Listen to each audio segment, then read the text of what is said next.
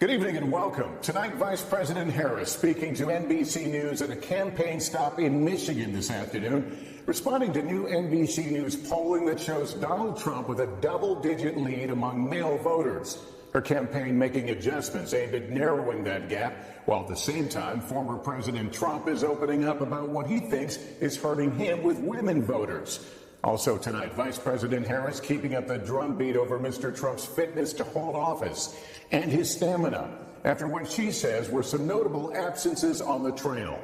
Harris, meantime, also making news over her blunt assessment of the role of vice president.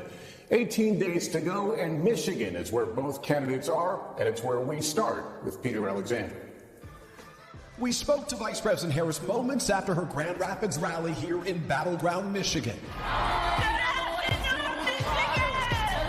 where she sharpened her criticism of former President Trump. He who has called for the, quote, termination of the Constitution of the United States of America. At the convention, you cast yourself as a joyful warrior, but in recent rallies, you've increasingly attacked former President Trump as an unstable and unhinged. Is that an effective closing? Is that an effective closing argument?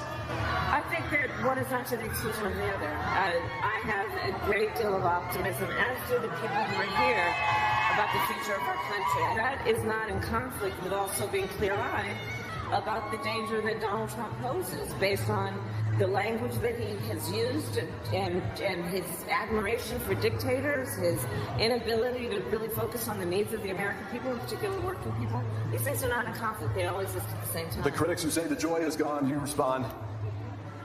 Oh, I'm having a great time. And we pressed her about the widening gender gap. The latest NBC News poll shows Harris leads Trump among women by 14 points. But Trump has a 16-point advantage with men. Just today, the Harris campaign expanding its advertising on websites that draw largely male audiences, like the sports betting site DraftKings.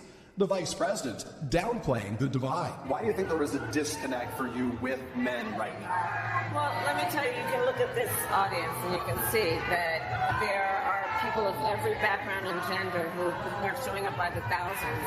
And I think it is because they know I intend to be a president for all Americans. And that is how I'm campaigning, to earn the vote of every American. So what explains that? Not only about their gender, but about their geographic location and unburdened by who they may have voted for in the past. Just to be clear, though, men still say by 60% margin they're supporting Donald Trump right now. Why do you think that is?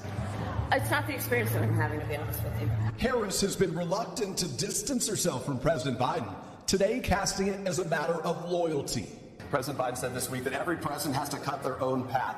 What is one policy that you would have done differently over these last 3.5 years than President Biden?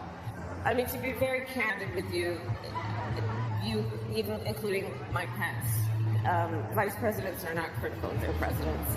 I think that really actually, in terms of the tradition of it and also just going forward, it does not make for a productive and important relationship. He's now giving you that green light with his comments that you can carve your own path. So now that you have this ability to say that to be on your own? No, going forward, there's no question that I bring my own experiences and my own life experiences. Is there a policy that stands out to you in particular, either? Sure. I mean, my approach to what we need to do around Medicare covering home health care, born out of my experience of taking care of my mother.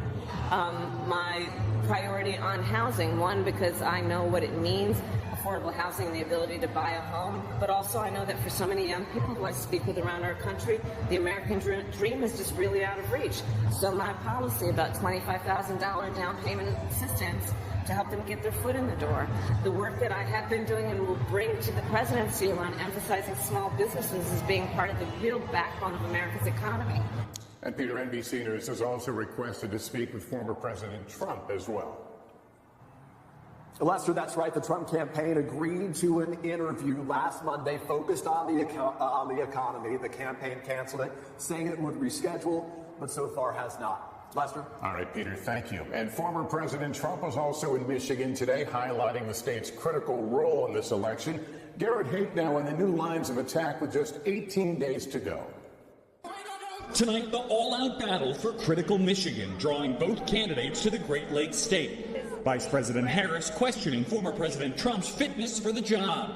Now, now he is ducking debates and canceling interviews. If you are exhausted on the campaign trail, it raises real questions about whether you are fit for the toughest job in the world. Trump firing back, saying Harris wasn't there in person for last night's Al Smith Catholic charity event, a traditional campaign stop like he was. She held a rally instead. What on earth did I cancel? I haven't canceled. She didn't even show up for the Catholics last night at the hotel. It was insulting. I've gone 48 days now without arrest, and I've got that loser who doesn't have the energy of a rabbit. While Trump earlier acknowledging his opposition to federal abortion rights is hurting him with women voters. You have one issue. You have the issue of abortion. Without abortion, the women love it. Falsely claiming most support the repeal of Roe v. Wade.